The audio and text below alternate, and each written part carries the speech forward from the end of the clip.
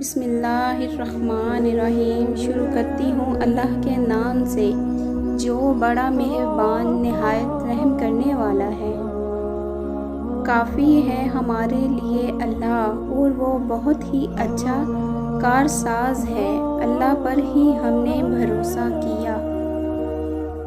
میرے بندوں سے کہہ دو کہ وہی بات کہا کریں جو بہترین ہو۔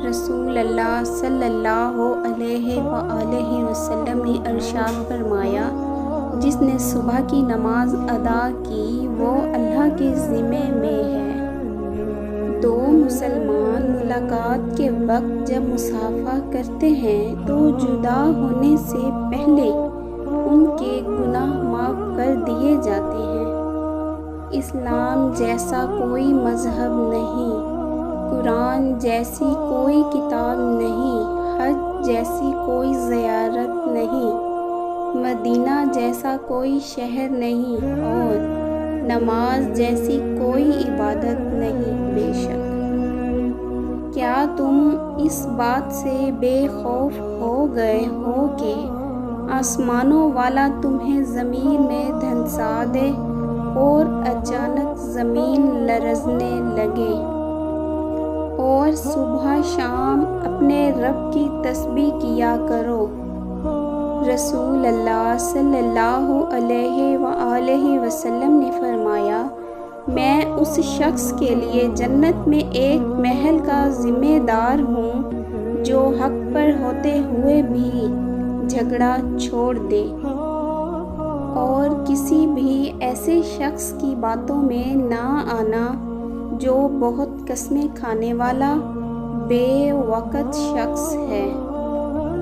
اگر تم اللہ پر ایسے ہی توکل کرو جیسا کہ اس پر توکل کرنے کا حق ہے، تو وہ تم کو پرندوں کی طرح رزق دے گا جو صبح خالی پیٹ نکلتے ہیں اور شام کو پیٹ بھر کر لوٹتے ہیں۔ اگر اللہ تمہیں کوئی تکلیف پہنچائے تو خود اس کے سوا اس سے دور کرنے والا کوئی نہیں، اور ہم نے تم لوگوں کو ایک دوسرے کے لیے آزمائش بنا دیا تاکہ دیکھیں کیا تم صبر کرتے ہو۔ کسی ایسی بات کے پیچھے نہ لگو جس کا تمہیں علم نہیں۔ یقیناً کان، آنکھ اور دل ہر ایک کے بارے میں تم سے سوال کیا جائے گا۔ تم سب نے لوٹ کر میرے ہاں ہی آنا ہے، تب میں تمہیں بتا دوں گا جو کچھ تم کرتے تھے۔ دعا کے سوا تقدیر کو کوئی چیز ٹال نہیں سکتی۔ یقین جانو کہ اللہ زیادتی کرنے والوں کو پسند نہیں کرتا۔ اے اللہ مجھے دین کی سمجھ عطا فرما۔ اے میرے رب میں تجھ سے مانگ کر کبھی محروم نہیں رہا، اور اگر اللہ لوگوں کے ہر کرتوت پر ان کی فوراً پکڑ کرنے لگتا تو اس زمین پر کوئی جاندار نہ چھوڑتا۔ اے اللہ میرے دل میں نور پیدا کر دے،